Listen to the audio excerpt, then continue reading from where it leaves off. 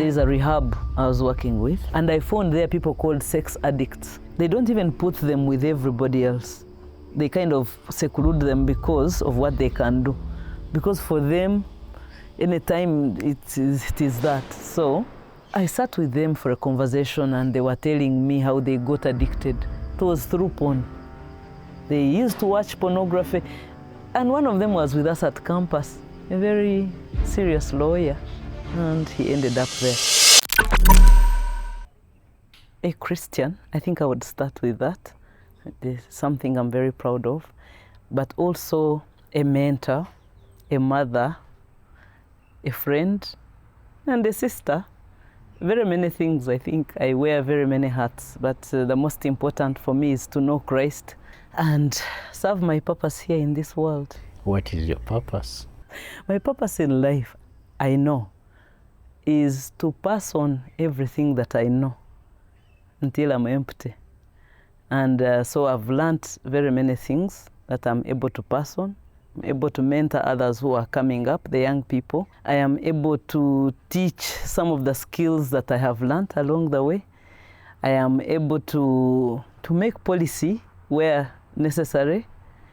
And I think I'm also able to make my contribution where it is needed. So unpack for us the many hats that you wear. So I started with the heart of being a Christian. You know, when our Lord Jesus Christ was going away, he gave us the Great Commission of go preach the good news to all the world, from here to very many places. So preaching the good news is also being able to see where things are not correct and being able to correct them.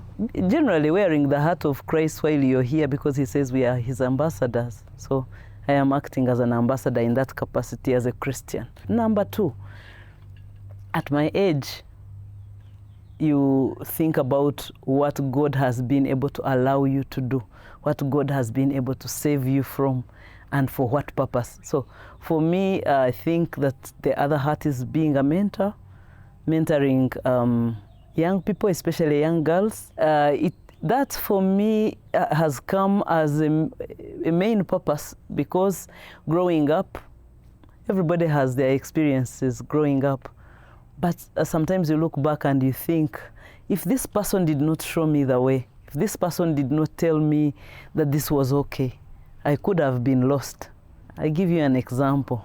I started from boarding school, and therein were mentors, and there were distractions, things that could have killed somebody or taken them out of the way as you're in boarding school. Then also, as I was growing up, being a teenager is a very confusing time. I found it very confusing. I found it very confusing at the time. But the people who mentored me were able to show me what to do, and I overcame that. So the heart of a mentor for me is very important. The heart of a teacher, I teach when I can, teach practical pedagogy, but I also teach other things, other skills that I know. I always find myself in groups, in associations where I can go and pass on my skills. Another hat that I wear is of a mother. I have a daughter who is growing. She's no longer a teenager. She's now about 22 years. And mentoring her, and our journey has been very interesting. So that heart of a mother I also wear. Then as a wife, I am married to Professor Emmanuel Kasimbazi. Been married for the last 24 years. Next year will be 25 years of marriage. And also that is a very interesting thing. Married for 24 years, it means that you have had another person in your space for those years or even longer.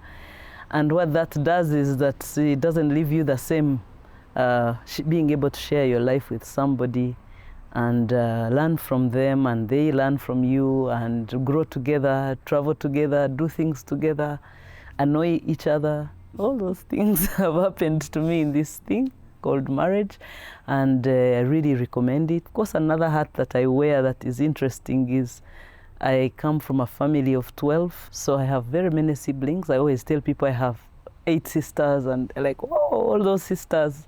So I have 8 sisters, and 3 brothers. So one sister passed on, otherwise we were 9 girls. Life has been interesting with my siblings. I love them to bits. In fact, if you want to have a problem with me, anything happens to my sibling, I'll be right there. And they know that I'll be right there. Then I also I'm an educationist. I have worked in about 4 universities in Uganda, been at Makerere University, where I was a lecturer at the Department of Journalism, of Mass Communication. That time it was called Mass Communication. Then I also moved to KIU, where I was an administrator. I was a Deputy Vice Chancellor Academic Affairs. Then I also moved to UCU, where again now I went back to class and taught all sorts of communication, including strategic communication, health communication, behavior change communication, all the communications that have to do with health, because I'm trained in health promotion. So I was able to teach all that. So I'm an educator. Right now, we are starting a university in Karamoja called Kapatu, Karamoja Peace and Technology University. Very interesting thing to do because it has taken me out of my comfort zone as well. So that's another hat that I wear, that I'm a Deputy Vice Chancellor Academic Affairs at Kapatu. And as an educationist, that's a very important thing to do, to initiate something and see it grow. There is something that you keep returning and mentioning in your conversation. Yeah. Mentorships. Yes. Who are those people who mentored you into the person you've become? When I was doing my primary school, I still had mentors. There were people who mentored me there. I can mention our headmaster at that time. We used to call him Chairman, Mr. Kateshumbwa, John.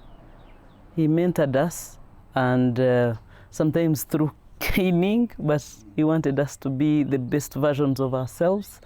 When I went to Mary Hill High School, the older girls and the teachers there were mentors. I mean, but I can mention the older girls, the ones who are in HSC, for example, when you're in undergraduate, in a O level, they used to sit with us and tell us what they know, and I thought that was mentorship. When I went to Weranyanji, still the same thing. I found people who mentored me. Recently, I was speaking with one of my mentors. She's now at Ministry of Education. She was at that time she was just a teacher, but eventually she became the headmistress there. Mrs. Muzora. She was a good mentor to me. You know, sometimes we learn things by their binaries. When you don't have mentorship, what happens? That maybe I should mention it. So there is a time, by the time I was finishing my senior 6, I was an adolescent. So I remember when we filled our job form, somebody said, a friend said, "What do you want to be in future?" I said, "I want to be a star." I said, "So what kind of star do you want to be?" I said, "I want to be on TV. I want to do films." And she said, "Me too." She said, "So what do we feel for our choices?" We filled music, dance, and drama. We came when we had scored very highly. But then we found ourselves, because Makerere was in transition, that's around 1997.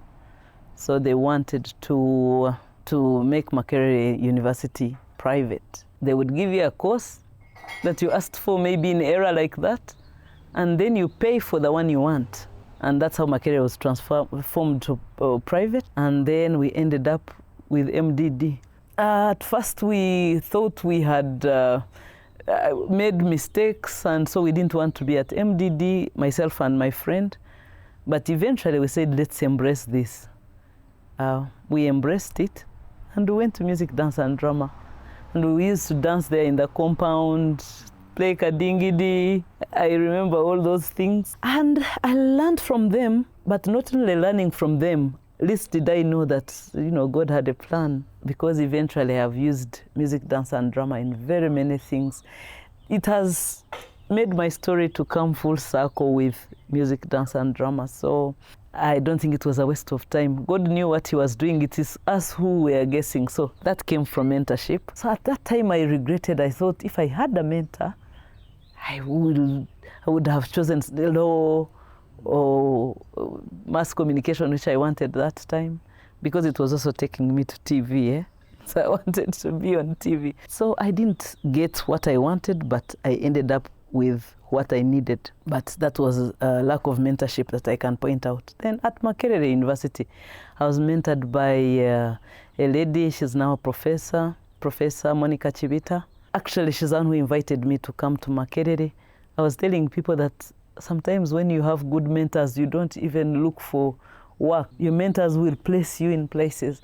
So when she was leaving Makerere University, she made sure that I come back and do interview with the rest, and I passed and I stayed. That's how I started teaching at Makerere University, even before I finished my PhD. Then I went to KIU. Then while I was at KIU, I'm still talking about the same mentor. Then when I left KIU, she gave me a call. I remember I was in another country altogether. She said, you come to UCU. I said, no, I can't come to UCU. She said, yes, you can. Please come. You start with a consultant. I said, you never know, you might like the place. I see you here. You know, when a mentor says, I see you here, really, you want to trust that they do. So I went to Mukono, to UCU, and served because that mentor was there. And she mentored me even while I was there, showing me bigger things to do, because she said, I see that there is a bigger future in front of you.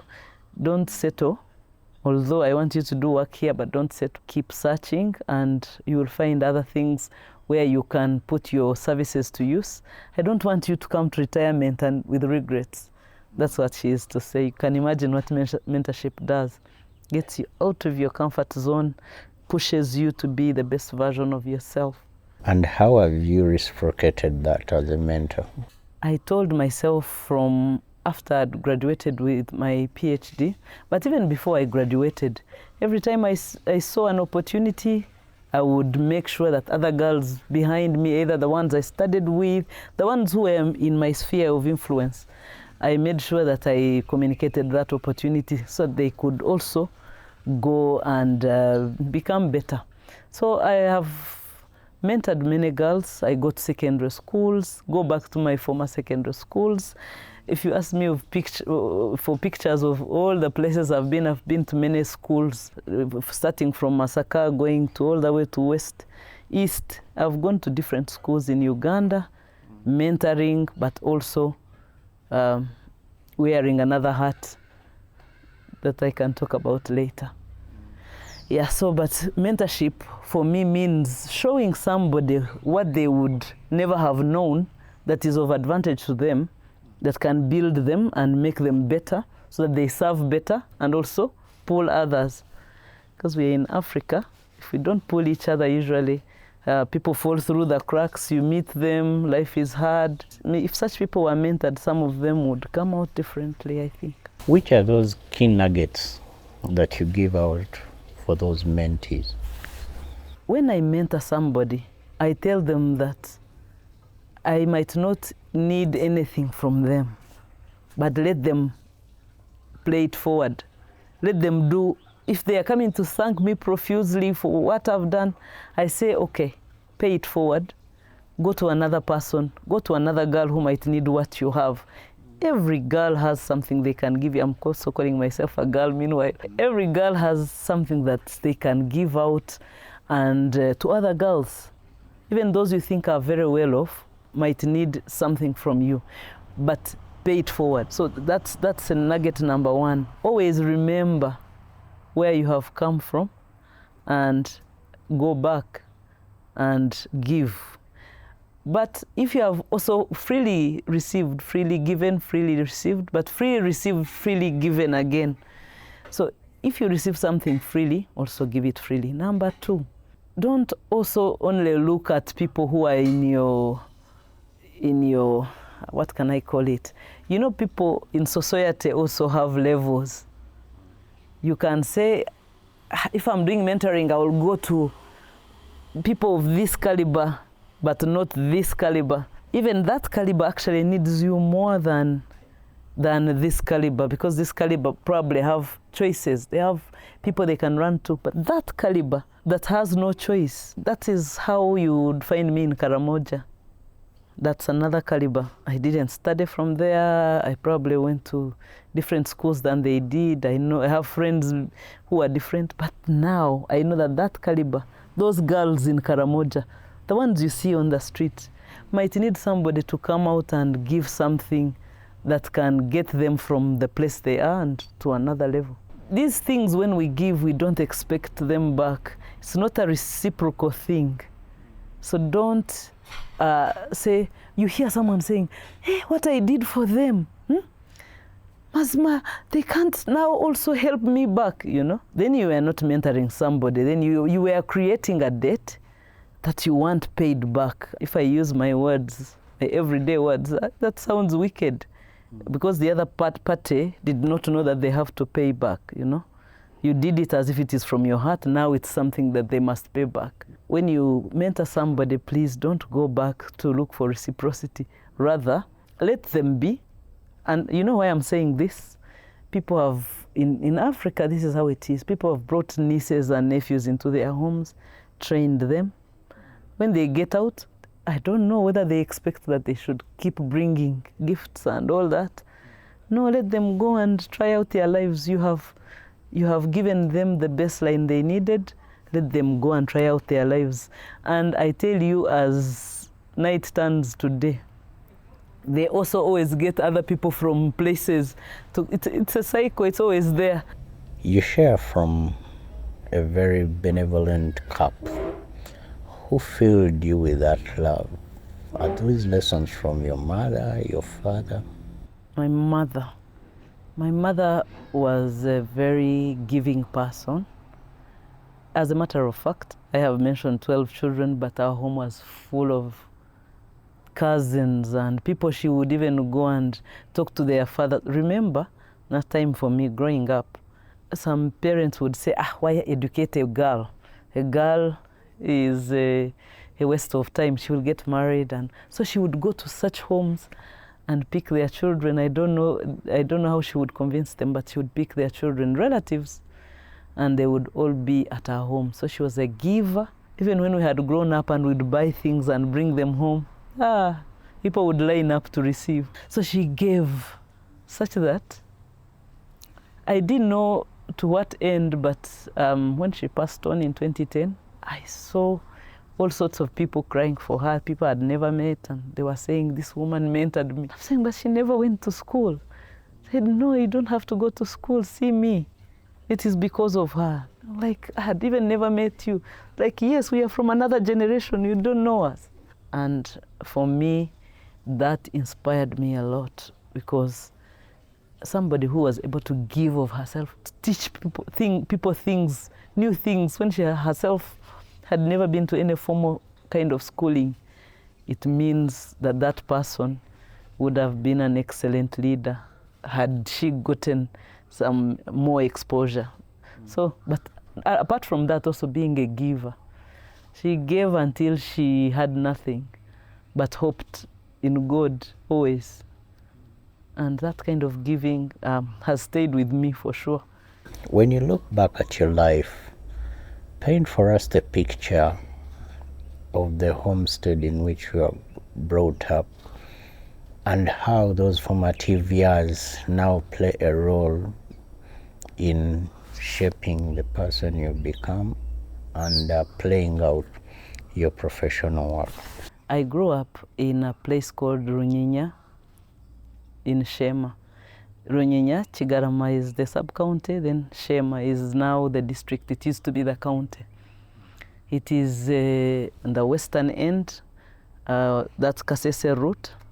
So I grew up there, and I grew up in a very happy home, full of people. Even relatives would come and visit and go the next month, stay longer. And my puzzle now is, how are we able to fit in this house? Like so small. How are we all fitting here? It was like 4 bedrooms. But then There was, of course, grandmother's house. Both my grandmothers lived with us, and they also had rooms. So cousins were, everywhere. I started my schooling in a primary school that's above us when my father, who was a teacher by profession, had taught in very many schools in Western Uganda, including Bara High School. Mr. Kosiero Akurkuru. Ntare School is celebrating 70 years, but he was privileged to be one of the founders. He was picked from Bara High School along with another teacher called Nkurunziza. It had been like a teacher training college, so they decided to sort of take the royal sons and to that school, so they made it a secondary school, and my father went to participate in the starting of the new secondary school, Ntare School. But from there he taught in various other schools, wherever he was posted, of course. So being a teacher, when he retired, he started a primary school just above our home, and that's where we all started. I found that my elder sisters had started there. I did not mention that I am number 8 in the family, so really a middle child. So I started in that primary school. That primary school was in the village. What was the name? It's called Runyinya Primary School. That is where we started, writing in the ground, writing on banana leaves. Then I went to another school. I spent a very short time there. It was a Muslim school, and my sister was teaching there, so that's why they took me there. But very quickly I left and I went to my school, where I finished my P7, and that was Nganwa Junior Boarding Primary School. It was 5 or 6 kilometers from home, so I had to be in boarding school. Before I joined, actually, when I was joining, I got an accident, I can call it that, and it left me in the hospital, hanging leg in the hospital for a very long time, maybe half a year or something. And so I couldn't start the school immediately. So I had to go back to the same class, and that was an experience. So staying in the hospital for a long time had isolated me from home and had taught me very many things, for example, how to live with other people, how to keep your property together, because when you're in a community of a hospital, there are thieves, So when I went to boarding school, it wasn't very hard, but I was a very well-known child. I don't know how, in the boarding school I went to, up to now. So I still keep the same friends from that boarding school. We have associations, we are in Rotary together. We are in many associations together because of that friendship that was formed at an early age. So I was home for a short time because, we know it in the village that when a child goes out of home, usually they don't come back, they continue with their secondary education, then continue. I think we spend so much time in school, continue with secondary education, then you go to university, coming back home doesn't happen. And being the 8th, my parents had already retired, my father, who was working. So he cared about independence, making a child independent. So imagine at P5, they give you your school fees and say, here is your school fees, here is the pocket money. When you reach the trading center, first go and line up and bank the money. Then, after banking the money, go to this particular shop, shop your things, and then carry them to school. Yes, because school was just above there. You could even see it from the town. So in P5, you go line up, put your money, come, carry your things either in a basin on your head, whatever you've bought, the beddings, the bed and the suitcases. When they buy them, for the first time they bring you. After that, nobody is going to bring you, you bring yourself. So, P5, P6, then the responsibilities of being a class monitor here, being a head girl here, make you grow older than your age. You understand leadership at an early age. So I think the boarding school was shaping us into those kinds of people. Then exposure, they take us for trips. I remember we would go to Kasese, that was a standard trip. You go to Katwe Salt, you know, copper mines, national park. There was a lot to see in Kasese. Queen Elizabeth. Queen Elizabeth. You go to the national park, you come, and your stories are always around that, and the next year you again go. But we also had endurance, things that taught us endurance, like hill climbing. We would go and climb like Chanjenyi Hill. By the time you come back, your legs are paining for the next 5 days, you know. And they would say that we are teaching you endurance. So I learned a lot from my primary school. I think it formed a big foundation of what I then became in the secondary schools I went to.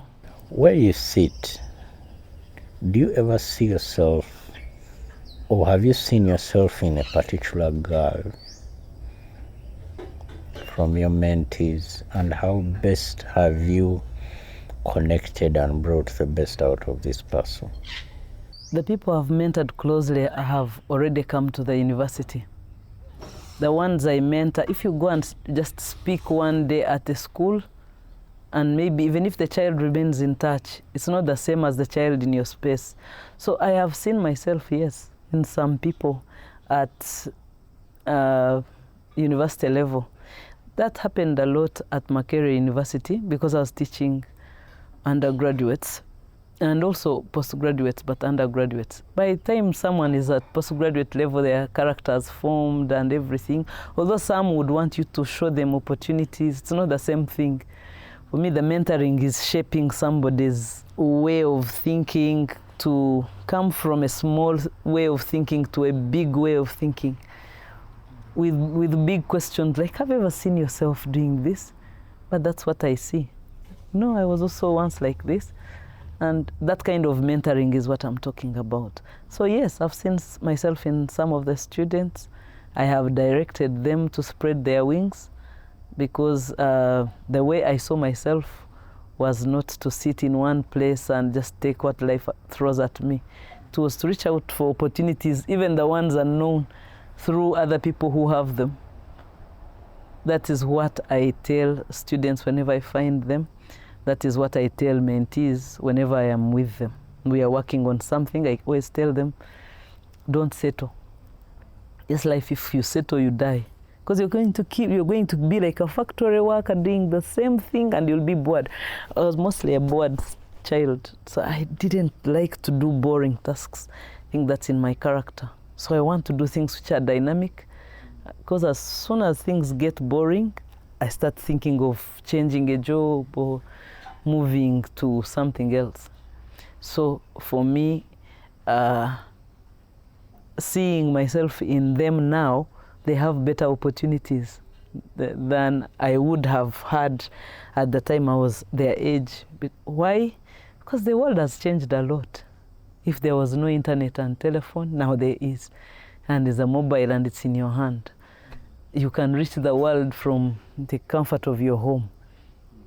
Maybe if I wanted to get a scholarship that time, would use fax. At the time you fax papers and go to the post office, fax back and do all those things. It was a bit different. But now, you can reach any part of the world where opportunities lie, you can find them. Depending on what their purpose is, because if I'm mentoring somebody, we first try to see what is your purpose in life. Where are you going? Why are you here? What are you here to do? Where do you want to go? You know? And after finding that out, then you direct the person properly. The whole mantra there is being a channel of good water that other people can drink from that channel. You serve in a professional capacity, but also a public capacity as well. What are you hungering for at this point in your life and career? My hunger is almost being satisfied because my hunger was that there would not be a place in Uganda where people have to travel for miles and kilometers to reach where education is. That is how people fall out of education. And that's how I was seeing the Karamoja people. They are so far in the east and there wasn't any university. All these, like Soroti University just started the other day, There wasn't anything on that Eastern Bloc. So people had to come to Kampala. Now, putting myself in that picture, when you came to Kampala or to Mbarara or to a city, you didn't come with your parents. You came either as a burden to people who were living already in the city who are relatives. Now, some people don't have relatives in Kampala, like you from Karamoja, you don't have a relative in Kampala or somebody who is opening their home. So even if you made a single trip to Kampala, you have nowhere to sleep. And even if you found a place to sleep, it costs an arm and a leg, but you didn't have transport to come. So that's where people would make a decision and say, you know what, I need labor on the farm. Let my children graze the cows and join everything else others are joining. So my hunger there was, there should be no place in Uganda where people can think about education and they cannot get it. I used to see people in my village who dropped out of school or who didn't even attend at all, who would say, if I studied, if at all I went to school, at least up to P3, and you look at P3, it's nothing, but someone is hungering for that. So my hunger has been, there should be no place in Uganda where somebody desires education but they cannot get it. It's still a big dream, because now when I look at the University Karamoja Peace and Technology University we are starting, you need scholarships even to convince parents to let their children come and study. Otherwise nobody is going to butcher their cow to say, or 2 cows or 3 or 5, to say, let this girl go and study. If she studies, how many cows will she bring home? All those things. So we are still dealing with those intricacies. That's why I'm saying my hunger is not satisfied, but I'm on the right track to, at least professionally, for that to be achieved. For me, if Kapato is delivered, it will have given me a great deal satisfied a great deal of hunger that I had for girls. Yes, I keep saying girls and boys to attend school. In my personal capacity, I also had hunger for other things. I had heard so many stories in the mentoring journey where, as we look for opportunities, a girl comes, she stays at an uncle's place, she's studying from there, the parents are sending the little money they have, the uncle is abusing her sexually. The cousins are abusing her, showing her pornography. By the time she goes to the university, her mind is not there. Either she ends up, there are girls we have had to pick from the street who are selling themselves, but because of having no option. You sit with those girls, you see a future doctor, you see a future engineer, but their future is being diverted. Some their parents could even afford, but because of when they came to Kampala, the homes they arrived at, and that's just an example, the homes they arrived to, they were abused. I found that the biggest way to groom them into all these kinds of things was also pornography was used. That was a big burden for me to say, do people look this way? Do people see what we see? Do people know what we know? Eventually, I was appointed also professionally to a committee, and I chair that committee, the Pornography Control Committee, which is in the President's office. We've been doing a lot to make sure that children are not exposed to pornography at an early age because of the effects of pornography that we know that affect them, affect them later in life, affect their productivity, affect their even the zest in life. You see a young boy and life has been taken out of them, and you ask them, what's up? When you dig deeper, you find an uncle, a big brother, abused them. And when they abuse boys, the whole future is shattered. So we've also had girls, boys, children in Kampala here and in other cities being exploited and used, and their futures are not on track. And even in my personal life, I have seen very many things. And so I was glad when I was appointed to that committee, the Anti-Pornography Control Committee. It's called Pornography Control Committee. It is the Anti-Pornography Bill, or now the Act, that has been helping us to work. So even there I have found so very many things, but I thank God also that He has placed me in these professional capacities. First of all, to be an educationist, and secondly, to be in this route of behavior that alters people's lives, like pornography. To be able to be in the control of that. It's not easy. It's not been easy. It's not easy for anybody to legislate behavior, let me tell you the truth. And people mock, laugh, and the same people will be the ones calling you when they have a problem. I remember there is a minister friend of mine, he would call me and laugh and say, but what is that? What is that you're doing? It's funny. Why are you regulating people? Until it happened in his household. He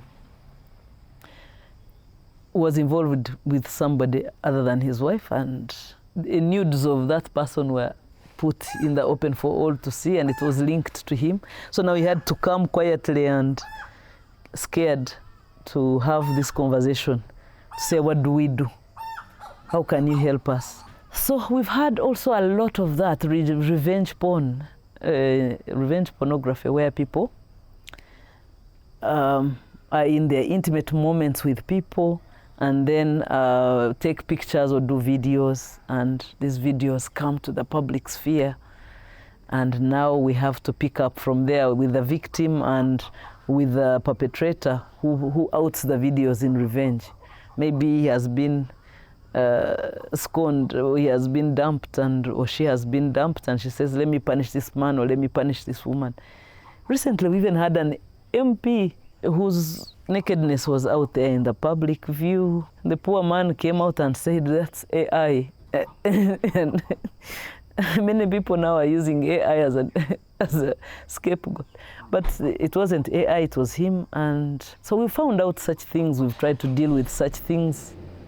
And it's not been easy. My professional life, my personal life, as I said from the beginning, is supposed to be used to the glory of God, to do things that bring God glory. What is the biggest challenge or underlying challenge in trying to mitigate or deal with the challenges that come with fixing a public moral fiber? The biggest challenge is that those who legislate it can be the ones who turn again and say, but why are we giving funds to even operationalize it? And you say, but when you are legislating it, what were you thinking? So, don't we have other problems? It's when their child is involved that they come quietly to you. So I found that as a challenge, that members of parliament, some are very supportive of what we do, but some are not. Or you find technocrats like PSs, or who will not be for the cause that you are trying to fight, and so they don't fund it. So when they don't fund it, they fund everything else except that.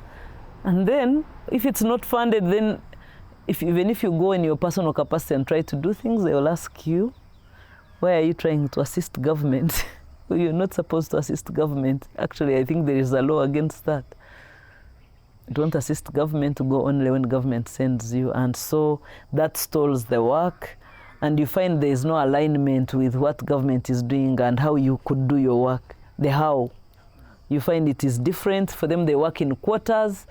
You wait for the quarter. Meanwhile, there's a problem happening which you could deal with, but the quarter is ending, or things like that. The activities are such that you go only at a certain time. By the time they go through the procurements and all that, you find that that's now a challenge. The people who put you there to work are not enabling you to work, and are not looking at the uniqueness of the work you're doing and give it, what can I call it, funding it the way it should be funded. I don't know whether I can even go any deeper than that, but that's how it looks like, that you don't get the support from parliament, from even the executive. Sometimes you don't get the necessary encouragement to do that work. Besides the funding, you talked about the mocking, and you've been in the public spotlight for your interaction and coming out against places like Best Hotel in Natete. How do you go back to deal with this and still find a motivation to move on or forward? That bit I always laugh, because for me the mocking does not faze me, as long as I know that I'm doing work which is in the purpose for which God put me here in this world. Every passing day, time goes. You were 15 the other day, now you're 40. Then you see yourself coming to 50. What is this? Time keeps going. You need to wake up doing that which God has sent you to do here. And as long as you're doing that, as long as I'm doing that, I always find a lot of satisfaction from it. Now that other mocking, either I look at it as the wickedness in the world, as the way you would look at opposition when you're doing the right thing. So I never give it thought. I feel sorry for those people, because I remember there is a gentleman who was mocking, then his son got a problem. We sat down to talk, and the man was crying. And I said, oh, okay, so now when it affects you, it is serious. But he says, no, sometimes we don't know. I don't know what to do with this boy. I don't know. I feel like taking him to an island and abandoning him there. The way he was, he needed help.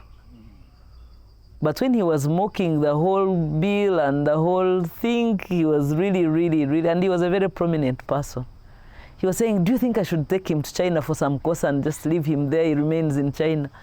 I say, okay, you think that China is going to discipline your own son? Face it, face what is happening. So he took him to rehab, I don't know. Many things happened. So the mockers, it is because they don't know. Sometimes they don't know the extent of, and I don't call them mockers, I just know that there are people who don't know yet. So it means that we have to do a lot of awareness raising for them to know. We pray that things don't happen to them, because usually that is how we have seen people learning. Yeah, but I don't really care so much about those who are mocking. I also laugh with everybody and go on. What is the most that pornography can dip a person? What are the long-lasting effects? There is a rehab I was working with, and I found there people called sex addicts. They don't even put them with everybody else. They kind of seclude them because of what they can do. Because for them, anytime it is that. So I sat with them for a conversation, and they were telling me how they got addicted. It was through porn. They used to watch pornography. And one of them was with us at campus, a very serious lawyer, and he ended up there. So he was telling us, I used to watch porn, first hiding, then sometimes then productivity would go low, because you could choose a Tuesday and you say, today I will stay home. Everybody will be out of home and I will watch. Then it gets to a time when the person who started by watching and laughing, now it becomes a necessity, like how you have to go for a cigarette. So when it becomes like that, there is also something called escalation before that has happened. Escalation is that what you watched yesterday, today it does not bring the same oomph, and you say, okay, let me try something higher. I was saying, how do you keep going higher? I was asking people, how do you keep going higher? And they were telling me, yesterday I could have watched a heterosexual relationship and watch that over a week. After some time, I go for harder stuff. Maybe I even watch homosexuality. Maybe I also watch robots with people. Maybe now animals with people. The things keep becoming worse and more dangerous until the person cannot do without it. I've seen students who would say, I would write for 30 minutes in an exam and run to go and watch some bit of porn, or to go and masturbate in the bathroom. And so my marks, if I had a scholarship, I lost a scholarship. I've seen some people who have been chased away from work because now they were watching too much porn, and you have to be hiding, and then you have to leave work. But after watching so much, if you interviewed people in cells who are in for defilement, they will also tell you that porn contributed to Now, we used to watch blue movies in this Chibanda. After 10, we are adults, we watched, and we started the midnight ones where it is too much for the ones who watch from 10. So this is how I've ended here. For me, any woman passing, whether it's an old woman or a child, it meant that I wanted to do that. So some have ended up incarcerated because of the habit. Some have ended up in mental hospitals because of that. So it comes with very many, it is wired to very many things. Recently, a boy who was telling his story about how his brother led him into homosexuality. The grooming is first with porn. You have to make you watch some porn for some time, and as the boy said, a certain window is opened. When that window is opened, it brings in so many other things. It is those things that really, really do you in, and you get out of public life. So the effects are many. Many people end up in suicide, by the way, I didn't mention that. Many people, when they see they can't break the habit, some it is embarrassing to them, some are in churches, but now they see churches not helping, they decide to take their own life out of shame and a persistent habit that you can't break on your own. So I have seen very many effects of and you can't leave a family the same. I've seen things like a woman is the one who is addicted, and she has to leave her husband. Or a husband is the one who is addicted and has to leave their wife because she's not doing those things that they are doing in the porn movie. And it's a movie, it's acted, and they don't know, they think that's reality. They try to force the woman to do those things, and the woman maybe refuses, and that family breaks down. We have seen very many things, even here in Uganda. Where and what is the point of return? The point of return is the people who accept and go for counseling, and like any other habit, when you're breaking smoking, when you're breaking a drinking habit, the same steps you have to take backwards is what you take with porn. And you have to be willing, with every habit, you have to be willing to take those steps backwards. If you're not willing, you find yourself in a different place. And that's why people actually take their lives. So the counseling happens. Because remember, it's also chemical reaction. People are living on that dopamine of I get a fix. I run and get a fix. I watch some porn and then I feel like now I feel better. So with TikTok and all these things that have come, people get those fixes in the middle of the night, watching, not sleeping. And is that kind of person going to be productive tomorrow at work? Because they didn't sleep. No. Where or who is your place of peace? Now, you know that these things also go with character. My character is, even if I go to public, I like to withdraw and be on my own. You find that even if, when I have a house, I always have that place where I can go and sit, either read scriptures or pray. That's my place of peace.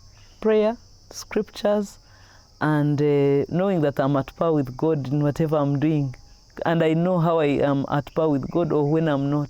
So I get lost in crowds. I don't like crowded, although I can look extroverted when I'm there, but I want to do that for a few minutes. Even if it's a party or a wedding, I don't want to spend more than 1 hour. I feel like this is overstimulation. I need to go on the side, recharge my battery. When I'm alone, on my own, that is my peaceful place. So being before God is my peaceful place. I bring in human beings after, when I am done with that place. If I spend some time without doing that having that quiet time by myself, yeah, it destabilizes me. I become unhinged. So my place of peace is that time when I get some quiet time before God, pray, have some devotion, and then I feel like I come alive. I feel like I have something to give. Because you also cannot give from what you don't have, from emptiness. From your experiences, talk to us about the power of forgiveness.